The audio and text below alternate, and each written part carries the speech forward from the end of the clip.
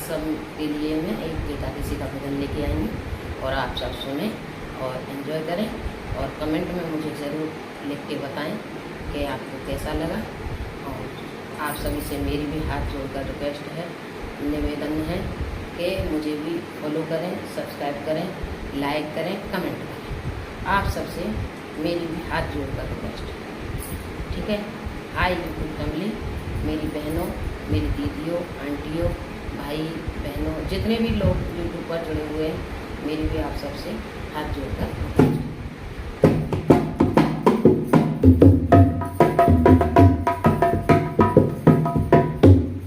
और एकादशी भजन है कि कोई काऊ में मगन, कोई काऊ में मगन, ये तर्ज है उसकी।